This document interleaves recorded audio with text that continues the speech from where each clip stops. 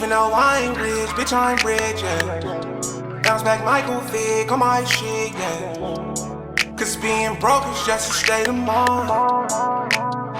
That is my state of mind. What's mine is mine, I'ma take my time. Won't waste my time if we ain't alone. They don't wanna see me shine, I'm still gon' shine. I got that work and I'm online, yeah. It ain't exclusive if it ain't an EMLN exclusive. It's your boy BQ, and welcome to the Early Morning Late Nights podcast. I'm accompanied by my very special guest, Harrison himself. How you doing? Yes, sir. What's good? How you doing, bro? I'm very good, bro. Thank you for having me. So you're probably wondering, like, the fuck we gonna talk about today? You know what I'm saying? Like, I reached out to you, how many weeks ago was it? Like 3-4 weeks ago? Maybe, might have been sooner than that, but we were definitely bouncing back and forth about how we could, you know, create this podcast. You're a very busy individual. I'm a very busy individual. So I thought now that we're finally here, we got to make the most out of it. And the first thing I'm going to start off with is we're rebranding this podcast. It used to be called the Low Key Facts Podcast. Now it's the Early Morning Late Nights Podcast. One, because it's branded to the company that I've traditionally been promoting. And I want to represent hard work, dedication. Like, I want to bring people on here that separated themselves from the masses by doing their own self-development, self-education, and, you know, leveraging skill set to make a trade. Because, you know, we live in a time period where, like, there's so many avenues to make money, so many avenues to get educated and trade in the market. So for the ones that don't know who my guest is, you have a lot of background in the creative space, you know, making fashion, doing graphic designing. You know, if I'm not mistaken, based on your website, you had like, you know, marketing, you had things related to the website designing. You're pretty diverse with your skill set. So how long and what did it take for you to kind of position yourself like that, where you could start offering services to not just regular consumers, but to like artists like, you know, Cool John? I see that you're working with people in the, you know, Schmop Live community and other artists around San Jose. Because, you know, I've done a few research, but I know there's some things that you probably haven't even put out there. So I will give you a chance to kind of formally share it. Yes, sir, man. So, really, I just been creating for a long time. I started when, like, in high school. I did it just for fun, you know. I would just go home and just, you know, work on random stuff, random designs. At first, I started for my boys' brand. It was High Vibes. Mm-hmm. So High Vibes, I didn't really start it. It's not my brand, but it's just something that I took up over the years. It started in 2012 with my friend Manny. He created the idea and everything. At the time, I just wanted to be a graphic designer, so I just hit him up and I would like make designs for him too. That's High Vibes in 2012. 2012. So that was in high school. That was like, I was probably like a sophomore. Sophomore, 2012. Yeah. So what? This is like you were 17, 16? Probably, yeah. He dropped a couple shirts and like hoodies and stuff like that. But then after a while, he just stopped putting stuff out. You know. I get it. You know, we all just put that time off and stuff. Focus on other things and prioritize. You know. Well, you know, you guys were pretty young at that time. You know, a lot of yeah. people don't even have direction on where to go when they start something like that. So that's definitely dope that you guys were even thinking to create something like that, though. When I hear about people in high school creating, like, stuff like that, like trading, like business and stuff, I'm really, really surprised. I think it's more common now than, like, you know, maybe our time period in high school, because I feel like now, you know, you got Snapchat, Instagram, all that stuff, so people are like, even the kids are flipping, like, sneakers, you know, so. But at that time period in 2012, this is kind of like when Snapchat just came out type shit. Yeah, for real. So none of that, you know, like, different time. It was a different time. So, you know, so we're talking about High Vibes. This is your clothing brand, the one that, you know, for the ones that don't know, I don't know if he wants me to say, but there's supposed to be a new release soon. I don't want to say the dates. I'm not going to expose you like that. I'll give you the chance to do that yourself. But we're talking about the brand that you and your partner, you know, you started in 2012, and it's manifested over time to, you know, adjust, and you learn from the things that you created in the past, and now you got something in the works. And even throughout that time period, you know, so like why why do you continue that brand knowing that it's been that long since you've, you know, been creating it? Like, why continue doing that? It's just something that stuck with me. So I like the meaning of it. High vibes, high vibrational, you know. Putting yourself at a frequency higher than others. Ooh. You're just attracting more of that higher energy towards yourself. So, like, what does that mean? Like, high vibrancy. Like, what would that mean for individual? It could be like anything. It could be your health, your creativity. You know, it could be anything. So it's everything has a vibration. I feel like everything got its own energy. So it's like an aura, like an energy. Yeah, it's all energy, man. I fuck with that. That's how I see it. You know. I fuck with that because it's kind of like when you're just like an everyday and you walk across people in the game that are doing what you're doing, and you know that they're like the best at it. You know what I mean? And sometimes there's people out there that are the best at certain things and they're fucking assholes or they're fucking dicks, and you're like, you know what? I thought this guy was the shit, and now I don't respect him. But there's some people that carry themselves off in a certain demeanor that's like they're prideful of their work. They're very passionate about their craft. And it's like you can tell when they have a conversation with you, you can feel that substance that they're bringing to the table.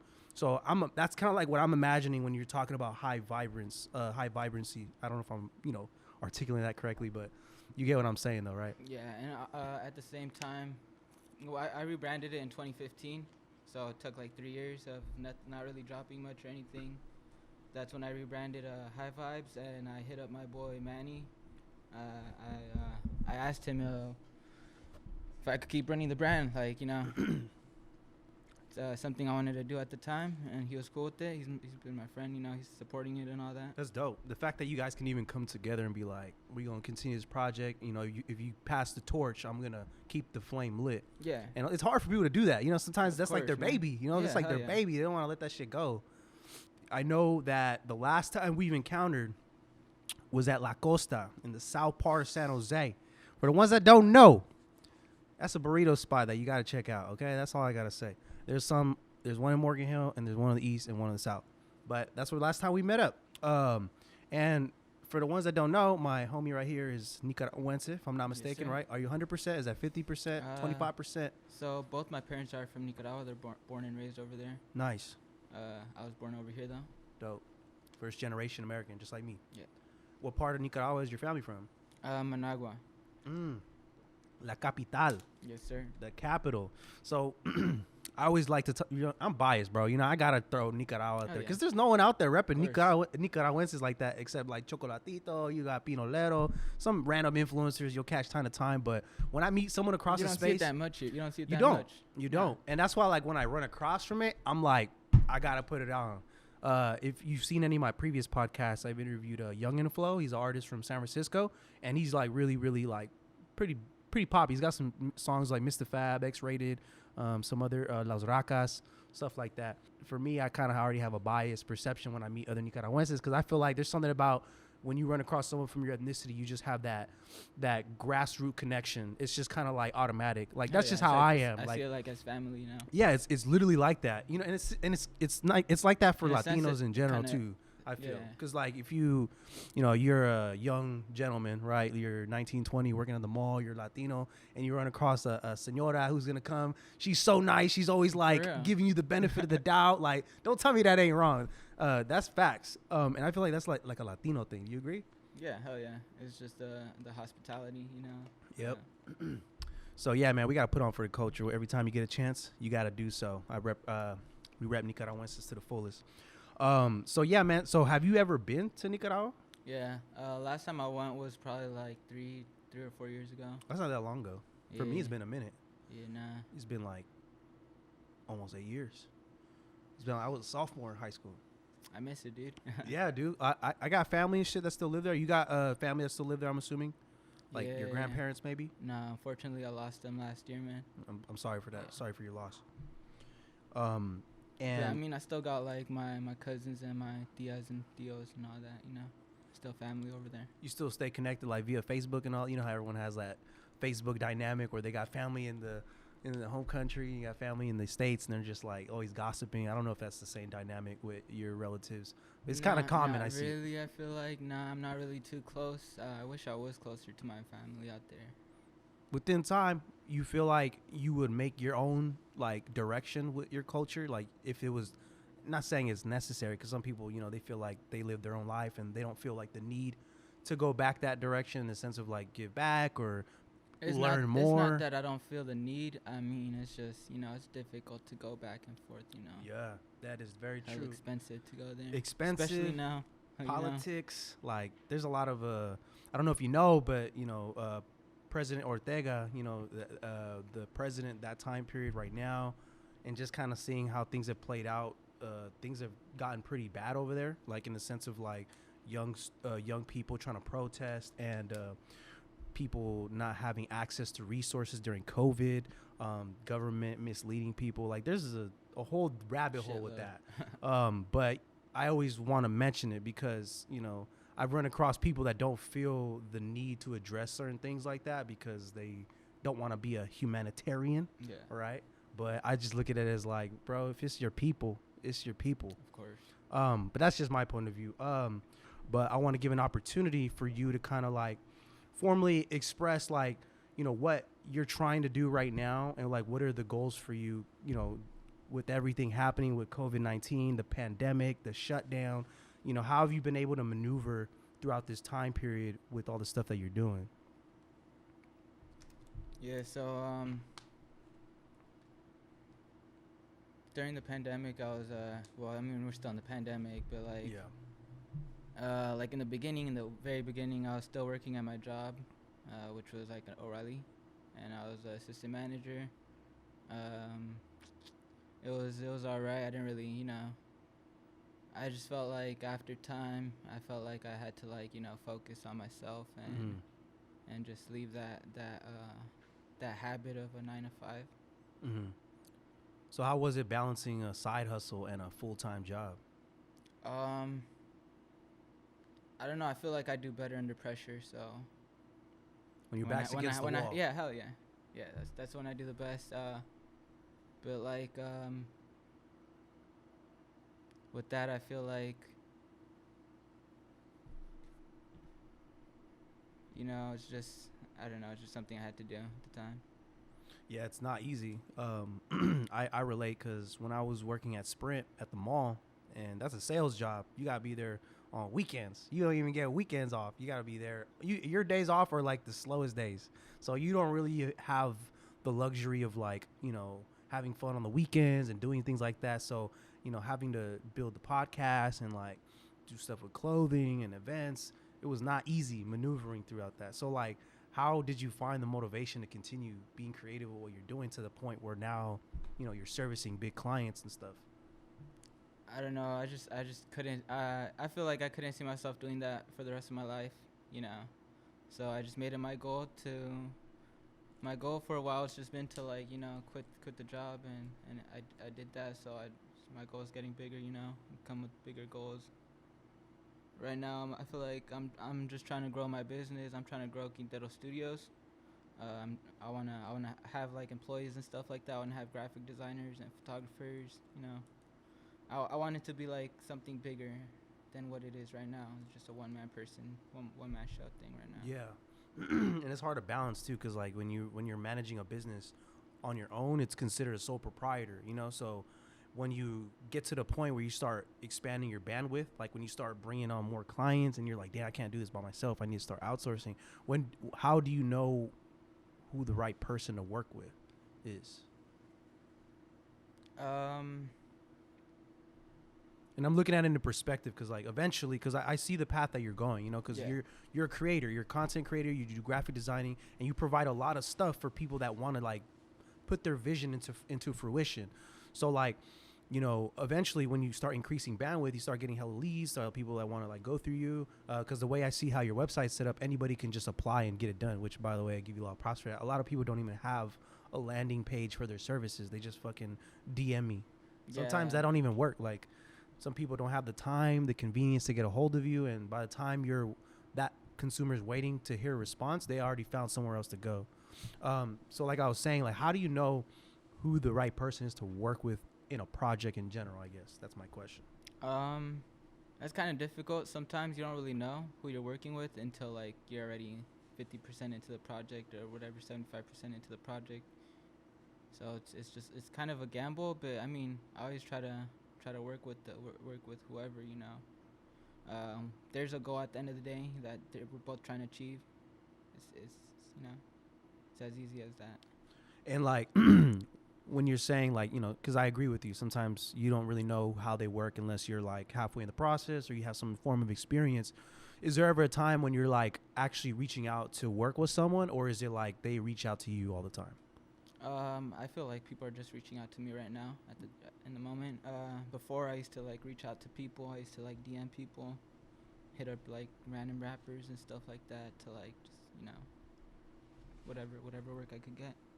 So how many times did you DM until people actually started hitting you up? Just for a person that's like, you know, trying to get to your position, like I want them to understand like what it takes to get the leads hot like that, where they're just hotcakes coming in. Took a while. It took a minute. Probably a couple of years, you know. Like 4, maybe? Probably around, yeah. That sounds about right. Sometimes it takes that amount of time just to figure out what you want to do, you know? Like, I'm going to be real. Like, when it came to EMLN, I didn't even know what the fuck I wanted to do with this shit until, like, 2019. And I started it in 2015. Yeah, I remember you around. I don't even know what the fuck I was. Bro, I even tell you off camera. I was like, I'm just doing stuff. I don't even know why I'm doing it. But the point is, like, it's like you said, you're getting it done. And that's something I can really value about what you do with your work, is that you actually got shit done. From the moment we sat down La Costa and you gave me that whole spiel about what you're trying to do and what you came to learn, like you came at me open to learning. And I respect that a lot, because a lot of people nowadays, they say they want to be an entrepreneur. They say they want to do these things, but it's easier to say things than do shit, because it takes a lot of like blocking that shit out and just tunnel vision to the goal and the objective. Do you feel like there was a lot of challenges to get to that mental like focal point? You know what I mean? Because I feel like the way you're describing your work, you just already know what you want, how you want to get it done. But was there like a mental barrier along the way? You know what I mean? Like depression, or like, did you deal with learning disabilities? Was there a way that, you know, like the things that you're trying to do now, you couldn't even get close to it because maybe a lack of confidence? Like, did you experience anything like that? I'd say like a lack of funds at the time, you know. That's definitely relevant too. And then in order to get those funds, you know, you got to work a job or something. And sometimes that shit takes a toll on you, because you don't even get motivated working for another man. It's like an endless cycle. It is. It's a repetitive cycle. You're working at O'Reilly's. How long were you working there for? Almost 2 years. No, probably longer than 2 years. Almost 3 years. 3 years working at O'Reilly, and then I know you posted it. I don't know if it was on Twitter or Instagram, but you were like, I just put in I resignated, and now I'm officially like full time, like self-employed. Like, what was the feelings that were going through your mind when you were like, you know, not just announcing that, but just like that self-affirmation for yourself, like, I really did it? Like, what was that whole thought process? I feel like it was a big moment for me, and like, you know, once I got there, it's like, all right, what's next, you know? Like I did that. What's next though? So like, are you the type of person that you like count your blessings, or you just like on to the next one? I feel like I'm just on to the next one, to be honest. You don't feel like there's any I look back at like my progress and all that. Do you do it often? I wouldn't really be able to tell how. Yeah, it's just kind of like you just going. I agree. I think it gets like that a lot. A lot of people stop me and they're like, "Hey, BQ, bro, real quick, like, you just finished this shit, just so you know." And I'm like, damn. I get so like in this whole mode that I'm like work mode, that it becomes almost like you're a robot, like you're AI or some shit. Yeah, and you're just like, oh shit, I'm self-automated at this point, you know? But I think this happened when I was smoking weed. I took a break from smoking weed and shit for a little bit. Not forever, but, you know, I'm a weed smoker. But before, I took a cleanse for like 45 days, no drinking, no smoking, because this is a time period where I'm the type of person where, like, if something important is laying in front of me, like an objective, an assignment, an event, whatever, I gotta be like tunnel vision, but more to a different degree, like sober, like waking up early, going to sleep late, early morning, late nights, right? Caught Yes, that. sir. What's that shit called? What do they call those things? No pun intended. Yeah. But like what I learned about myself, because I feel like I do a lot of learning with other people, but I don't take the time to learn about myself. And I feel like what I did is that when I was smoking weed and doing my shit, I was getting shit done, or at least I thought I was getting shit done. There's this thing called essentialism, right? Where you actually do the things you need to do as opposed that you want to do. So like I call it conscious progressing. And what I mean by that is like when you are actively working towards some shit and you're thinking about it every single day. Like for me, I think about EMLN every day. I think about work every day, whatever. Like I'm thinking about it every single day. But it, like you said, like it gets automated, and to the point where you're getting close to your goal, you're not even aware of it. You're not conscious of your progress. You're just going. And sometimes that's not good, because you'll get to the point and you'll realize it wasn't even worth it. Not saying it's like that for everyone. It's a weird dynamic, but you really have to experience it. And that's what I learned about myself. This might not be for everyone, but I know that there was a lot of reflection when I learned about myself. Was there ever a moment like that for you where you were like, I didn't even realize I did that? Or maybe this is the moment. This is probably the moment. He's like, maybe this is the The moment. edible kicked in. I still need to try a good one.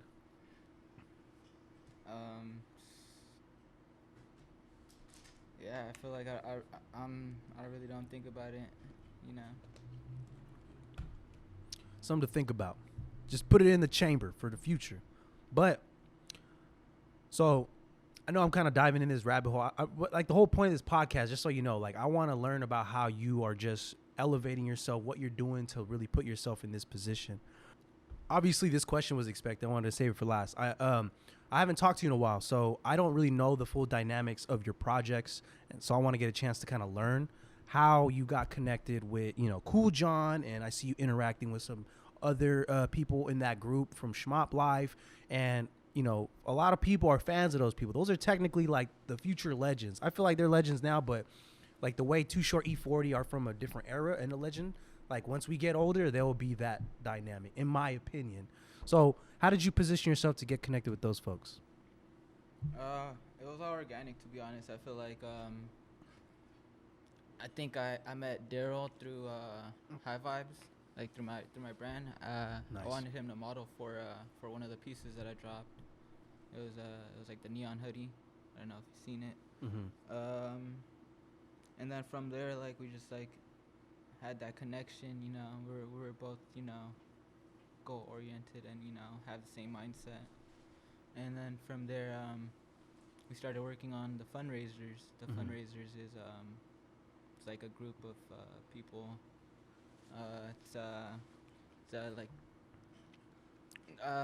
It's like a collective. We're all just working for a greater cause, you know.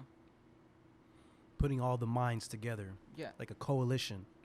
So this collective you referenced to, the fundraiser, because I did check out the Instagram page. From what I took away from it, for someone that doesn't know who the fundraisers are, what is the fundraisers?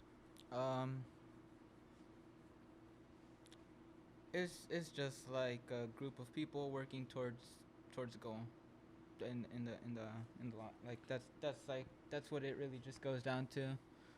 And if you don't really know, they drop clothes, you know, merch. They have some weed strains. Nice. Different types of So like a strains. diverse set of things they Yeah. offer.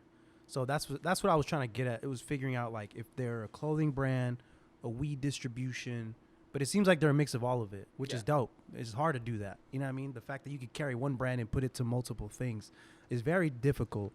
But I think observing that group from a distance, they get shit done. Like I'm like the Schmop Life brand that Cool John has. I seen his stuff been selling. Like, and I saw, you know, the fundraiser account that popped up. I know that, what's his name? I don't know his name, but I know he's like a heavyset dude. He has like the Oops All Berry. that guy. Yes, I'm sorry, I Yeah. don't know his name directly, but I know who he is, and I've been Yeah, following his that's the boy. Instagram. And I've been following his page for a long time, and what they have done, they created a movement. Like, they created their own wave, and that's why I get inspired by that shit. People that just do things with no permission. They're just like, we just doing it. Yep. Is that kind of like the energy that they bring to the table? Is that kind of like what the dynamic looks like when you work with them? Yeah, it's motivating, you know, having that energy, you know, just everyone with that same mindset. It definitely does, you know, like lift you up too, you know. Like if you're at a table with a bunch of bosses, you know. Yeah, real shit. And that's what it's about. Like, just surrounding yourself by like-minded people, because that's what it looks like. You know. So I know you told Isaac earlier that you're not from San Jose. So are you born in San Jose? Are you raised in San Jose? Did you grow up in a different part? Because you said you were living in a different part of town, but yeah. So right now I live in Mountain View. I was born in SF. Nice. I was raised in Daly City for like most of my life. Daly City. Yep. I didn't move out to like the South Bay until like 2016. Mm-hmm. Like 5 years ago. So this is new for you. This San Jose culture is something that you kind of started embracing. Yeah, of course. 4 or 5 years ago. Yeah. So now it started embracing me like really early on. So see, now this kind of raised different questions. Now I'm curious to ask you, like, what is your perspective of like the San Jose culture from when you got here to what it is now? Because you could definitely tell there's a difference from the scene to the artists to like the events, and it's obviously there's tech and all that stuff too. But I think with the urban culture, there's been a rise. Do you agree, or do you feel like you have a different perspective? I feel like there was a rise, you know. Mm-hmm. I feel like a lot of people are moving out though, to be honest, you know. Yeah. You think that has to do with gentrification? Hell yeah. What else? That's it. Straight up. No, it really is though. And we could go in that. That's another rabbit hole, but that's facts though. We live in the Silicon Valley, the tech boom. That's a flex itself. But we were one of the few states that stayed shut down throughout the whole pandemic majority of the time. So even though we do have the tech has done something that another industry couldn't, which is pivot when they were disrupted and succeed. Tech companies were booming during the pandemic. So what happened is that a lot of these SDRs, BDRs, these account executives, all these positions in tech, they started working from home. And guess what? Those commercial buildings that they all own, they're empty now. And that trickles down and it affects the small businesses, the food spots. So now, you know, there's been a rise in homeless people. There's been a rise in like businesses going out. It's a sad time, you know what I mean? Like, man. It's fucked up because, you know, we try to do our best. And every time I go out to eat, I try to go to the local San Jose spots. But gentrification is like really prevalent in this discussion because I think San Jose has a big culture that gets very, very that's very underrepresented, that gets looked past. Not even in this Bay Area conversation. I'm talking about San Jose alone. Like when it's its own thing, you know, whenever there is some type of integration with like downtown San Jose or like getting acknowledgement from the city, it doesn't work because there's a negative stigma on like the community. They just think like, oh, they're trouble, or it's like they look a certain I don't even know how to explain it. You get what I'm saying? It's political at the same time. But I agree on the gentrification though. I don't want to take too much time on that because I go down a rabbit hole. But what are some solutions that you feel like you could give to someone right now in response to this everything that we just listed right now? Because a lot of people got laid off. There's like 300 million people that got laid off in the U.S. San Jose has a population of almost 2 million people, so almost half of those people are unemployed, guaranteed. I mean, I don't even know if that's an accurate number, but that's a very calculated like guess right there.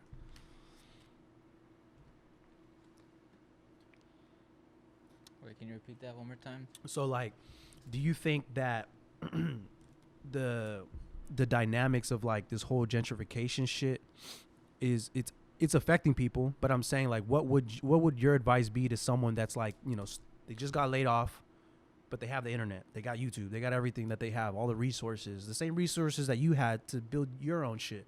Like, what would some advice you would give to those people to get out of that hole or to like make some progress in this time period? I mean, I feel like that itself should motivate you.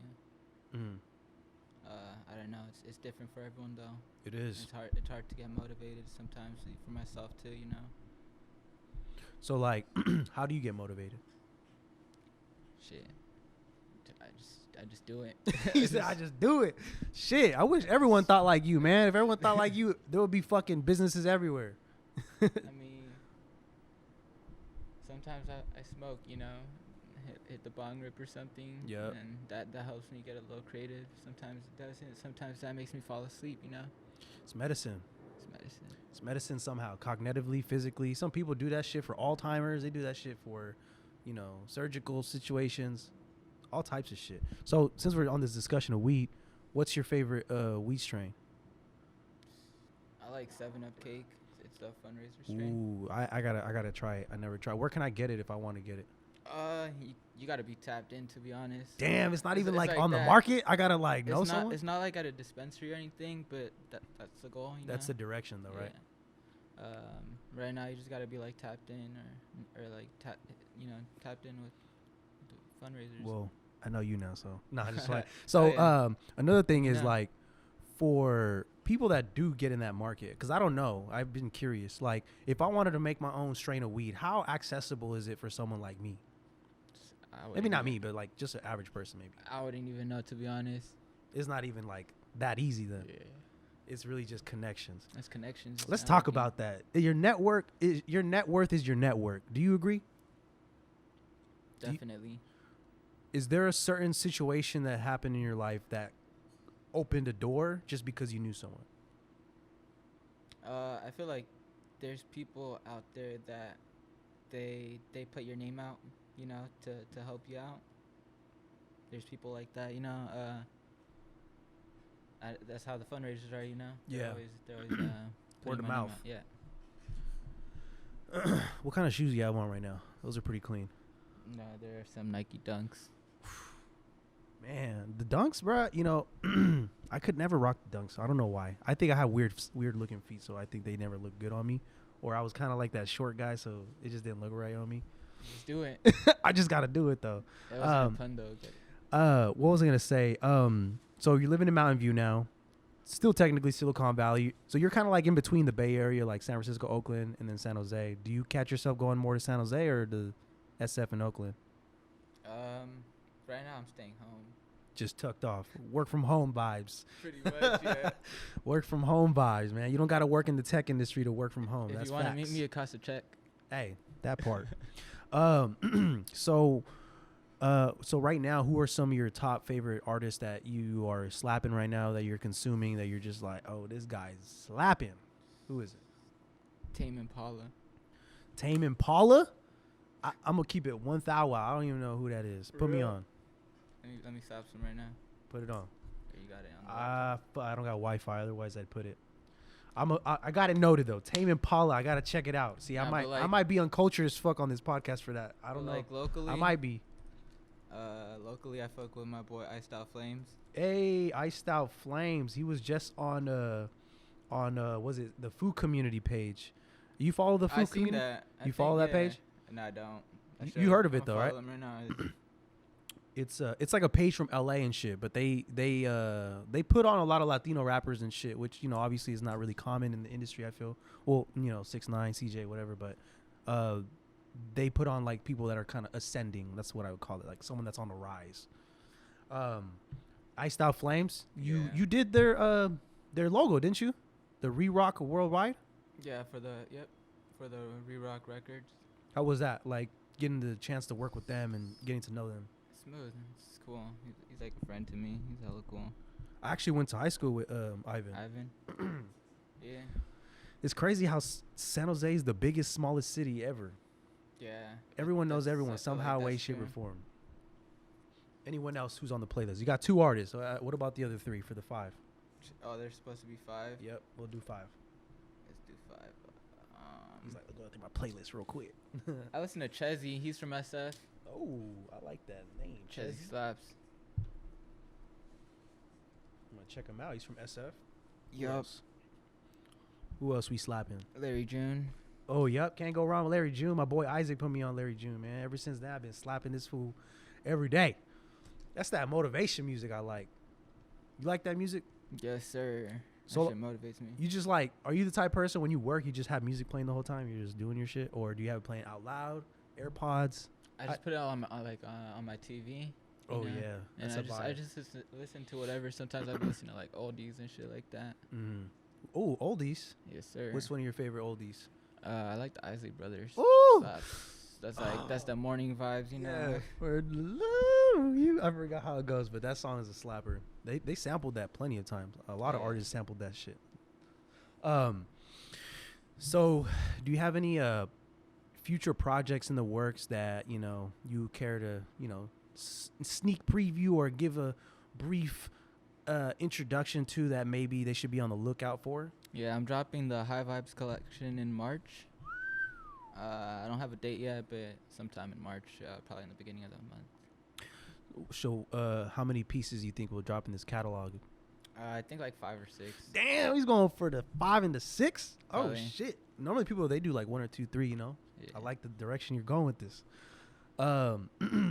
And so we got down the playlist. We got through the projects. So how are some ways that you know, someone that wants to check out your website, learn from you, get connected with you? What's the best way to reach out to you, and what are the places that they can check you out on? Yeah, so QuinteroStudios.com is my website. I have like my portfolio and stuff on there. I got like you can fill out the forms and stuff. It's pretty simple to use website. Also like my Instagram and stuff, Quintero Studios. It's probably my Twitter too. It's probably it. Quintero Studios. Quintero. That's my last name. Yep. It's funny because my last name's Quintanilla, so we're both Q's. Q gang. What is the last? See, you know, I fucked up because remember I told you the Wi-Fi's not on. I had a whole list of like questions I made, and I couldn't even pull any of them up. So I've been organically flowing with you this whole time. It's all good, bro. So on the last subject is what do you hope for 2021?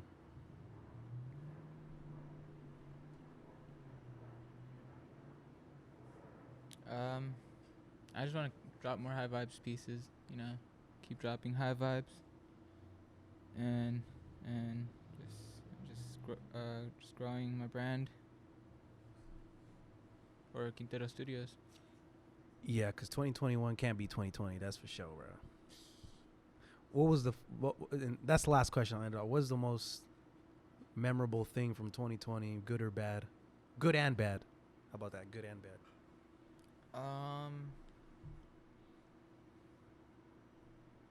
Probably quitting my job was the best thing. Ooh, that highlight reel. Yeah. You should have started with bad because now you got to end with bad. And with bad. Nah, Oh, that you was could my you could good. do another good though. Fuck it. I'll do 2 good. Fuck it. Do a bad and a good. So, on the good note, we're not in 2020 anymore. So we're gonna leave it like that. And now they have the resources to find you and access you. So make sure anyone that's consuming this content that can get a chance to check out QuinteroStudios.com. If anyone is interested in getting any graphics, any content, any form of collaboration, this is the guy to go to. A lot of people I know in my network are already working with him. So that already tells me that the go-to man is right here in the flesh. But yeah, so, you know, like I said, the Early Morning Late Nights podcast is catering to the entrepreneurship community, to the creator community, to the artists. And I know that you've been doing your due diligence, doing your work. And I want to let you know now that I'm giving you your flowers and we're acknowledging the work you put in, and we're giving you a shout out now. And we're not going to wait until it's too late. Appreciate you, bro. But yeah, man, thank you so much for taking the time out of your busy schedule to come down. You know, obviously we working out at Level Up. Shout out to Level Up. Normally we're in the EMLN Studios, but with COVID and the restrictions, been kind of challenging to keep the podcast going. But like my guy said, we just gonna get it done. Period. Yes, sir. But yeah, man, any last minute things you want to tell the audience before you tune out? Shout out fundraisers. Shout out everyone that supports High Vibes or Quintero Studios or me. You know, appreciate it. Thank you. That part, you already heard it here, folks. It ain't exclusive. If it ain't an EMLN exclusive, it's your boy BQ, the Early Morning Late Nights podcast, and we out. Yeah. the source for the culture from Silicon Valley. A lot of different attributes that we can go into detail, but the Bay is where it's at. For the ones that are watching outside, y'all need to slide through. Thanks. But we gonna get right into it. Watch and shop on EMLNExclusive.com. Even though I ain't rich, bitch, I'm rich, yeah. Bounce back Michael Vick on my shit, yeah. Cause being broke is just a state of mind. That is my state of mind. What's mine is mine, I'ma take my time. Won't waste my time if we ain't alone. They don't wanna see me shine, I'm still gon' shine. I got that work and I'm online, yeah. I got the work.